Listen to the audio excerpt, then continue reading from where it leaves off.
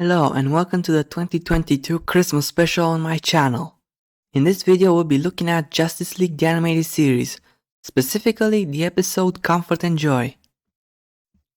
Even though I am a Marvel fanboy, this show along with the sequel series Justice League Unlimited hold a special place in my heart with or without nostalgia. It was a show with great storytelling and great action with moments that hold up to this day, like Superman's World of Cardboard speech.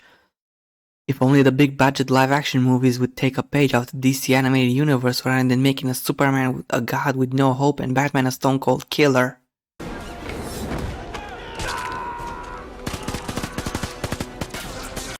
The episode starts with 5 out of 7 members of the League building a giant gravity device that would stop a snow planet from colliding with an alien octopus planet. Yes, 5 out of 7. Not every episode has every member in it, which is good. It would be annoying to fit everyone in everything with no good rhyme or reason.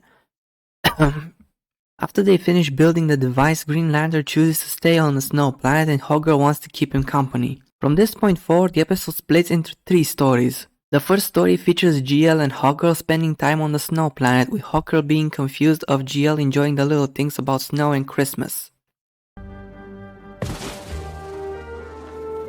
It's a snow angel. See my wings? Right. She only gets into it when they start a snowball fight that ends with GL winning. Afterwards, she mentions how on Tanagar they used to celebrate victories and how she found a different planet that celebrates the same way. Oh yeah? Whereabouts? You wouldn't like it. I have a day off and a fully charged power ring. Try me. They arrive at the alien planet and enter a bar where Hawkgirl is ready to make her move. With this second-hand Doomsday looking ass alien.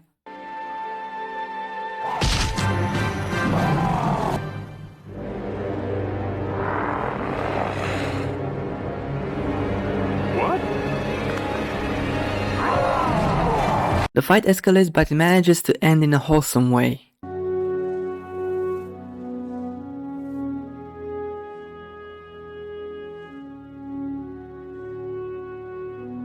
Merry Christmas, John. The second story features the Flash visiting an orphanage in Central City. The Flash is actually quite active in his city, not only as a hero but as a member of the community acting like a friend or a neighbor. In fact, this episode implies it's not the first time he visited the orphanage. He'll be here any minute, kids. That jolly man in the red suit is coming to pay his Christmas visit. Ho, ho, ho! Oh, you're the coolest! Merry Christmas, guys. Have you been good this year? Yes! You can bet they've been good when it means seeing their favorite hero. Don't forget the present he brings. Yeah! You really don't have to do that. Come on, it's tradition. What's it gonna be this year, guys? The kids ask for a toy looking like a duck wrapper that farts. Quite a realistic toy considering these toys exist.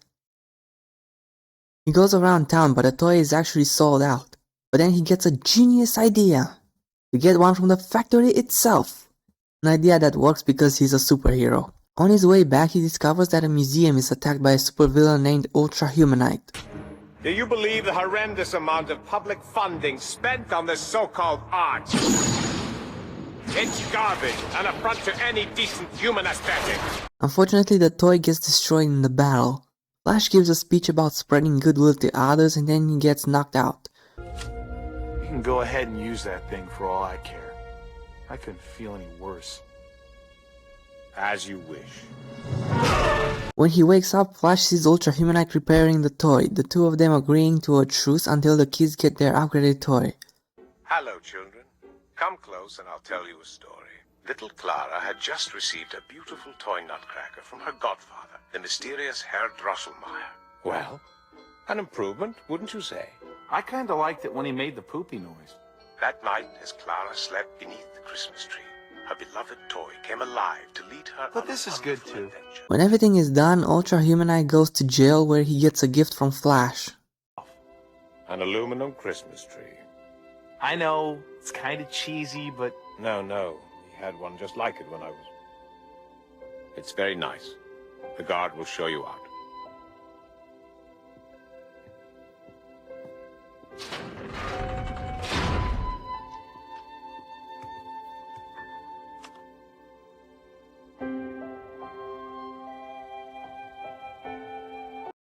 The third and final story is about Martian Manhunter spending Christmas at Superman's family.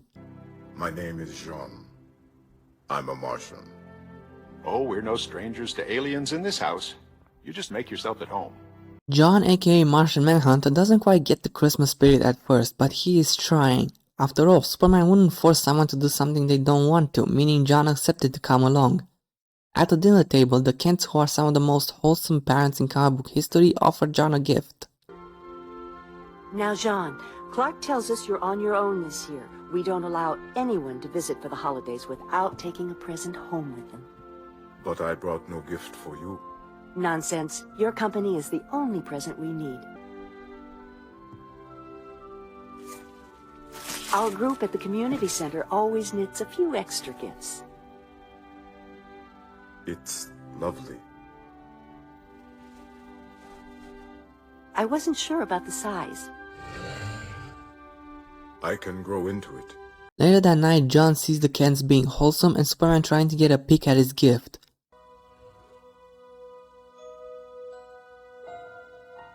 Lead.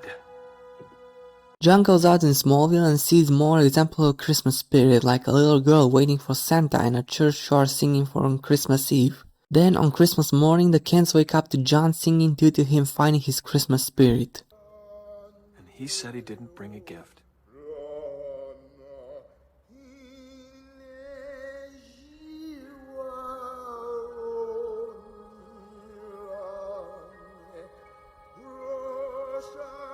So that was the episode Comfort and Joy. 3 nice Christmas stories. First one is basically Hawker and GL going on a date, trying things the other likes. The second story is about 2 enemies, Flash and Ultra Humanite, putting their differences aside to help some orphans celebrate Christmas. And the final story is about John finding his Christmas spirit. These are classics in terms of Christmas stories, in my opinion at least. Simple stories with great execution, true to the characters and true to the holiday. If you enjoyed the video, you know what to do. Please comment what would you like to see next year. Until next time, Merry Christmas.